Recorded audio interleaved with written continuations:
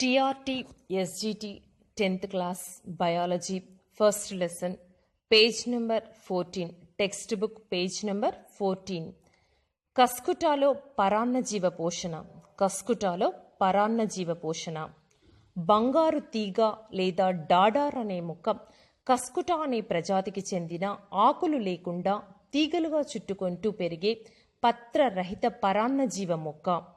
బంగారు తీగ లేదా డాడార్ అనే మొక్క కస్కుటా అనే ప్రజాతికి చెందిన ఆకులు లేకుండా తీగలుగా చుట్టుకుంటూ పెరిగే పత్రరహిత పరాన్నజీవ మొక్క.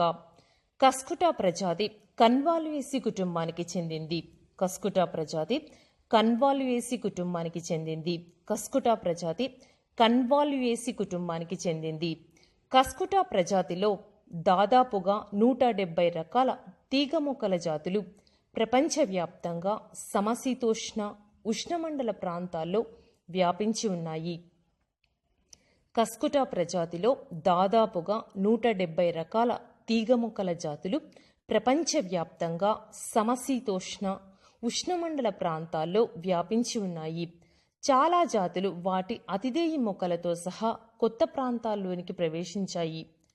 చాలా జాతులు వాటి అతిదేయి మొక్కలతో సహా కొత్త ప్రాంతాల్లోనికి ప్రవేశించాయి.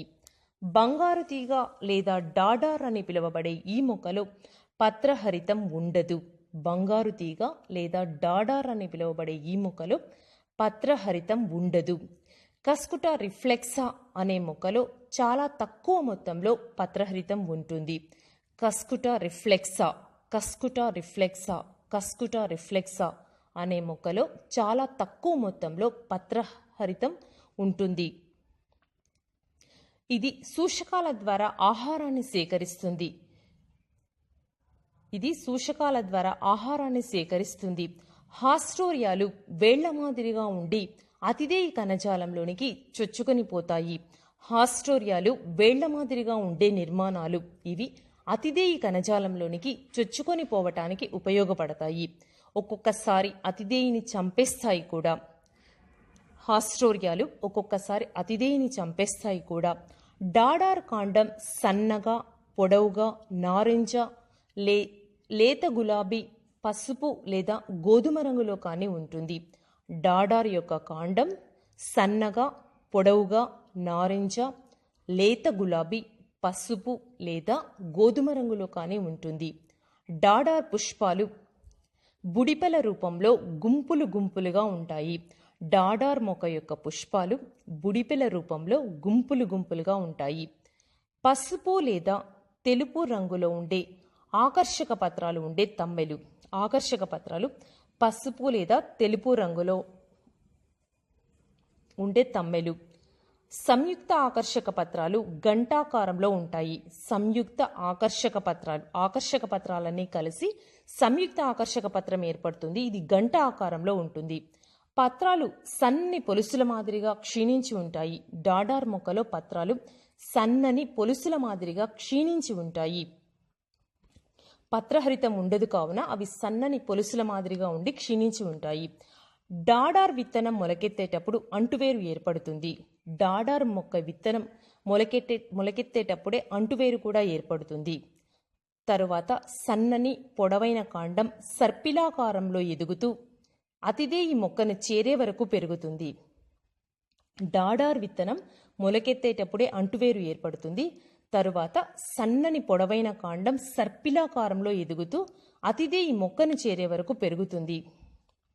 తరువాత అతిదేయి కాండాన్ని పెనవేసుకొని హాస్టోరియాలను కాండంలోనికి చొప్పిస్తుంది. డాడార్ మొక్క అతిదేయి కాండాన్ని పెనవేసుకొని హాస్టోరియాలను కాండంలోనికి చొప్పిస్తుంది. హాస్టోరియాలు అతిదేయి దారువు నుండి నీటిని, పోషక కణజాలం నుండి పోషక పదార్థాలను సేకరిస్తాయి. హాస్టోరియాలు వేళ్ల వంటి నిర్మాణాలు కాబట్టి ఇవి అతిదేయి దారువు నుండి నీటిని, పోషక కణజాలం నుండి పోషక పదార్థాలను సేకరిస్తాయి. డాడార్ మొక్క కాండం అతిదేయి కాండంతో సంబంధం ఏర్పరచుకోగానే డాడార్ మొక్క వేళ్లు కుళ్ళిపోతాయి. డాడార్ మొక్క కాండం అతిదేయి కాండంతో సంబంధం ఏర్పరచుకోగానే అవసరం లేదు కాబట్టి డాడార్ మొక్క యొక్క వేళ్లు కుళ్ళిపోతాయి. డాడార్ మొక్క పెరిగే కొలది నూతన హాస్టోరియాలు అతిదేయి మొక్కతో సంబంధాన్ని ఏర్పరచుకుంటాయి. డాడార్ మొక్క పెరిగే కొద్దీ నూతన హాస్టోరియాలు కొత్త హాస్టోరియాలు అతిదేయి మొక్కతో సంబంధాన్ని ఏర్పరచుకుంటాయి.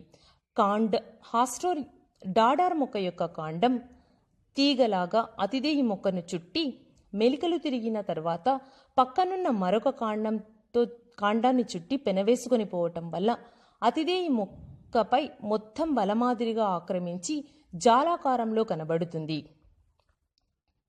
డాడార్ మొక్క యొక్క కాండం తీగలాగా అతిదేయి మొక్క చుట్టూ మెలికలు తిరిగిన తరువాత పక్కనున్న మరొక కాండాన్ని చుట్టి పెనవేసుకొని పోవటం వల్ల అతిదేయి మొక్కపై మొత్తం వలమాదిరిగా ఆక్రమించి జాలాకారంగా కనబడుతుంది. డాడార్ మొక్క అతిదేయి మొక్క మీద మొత్తం చుట్టుకొని జాలాకారంలో కనబడుతుంది.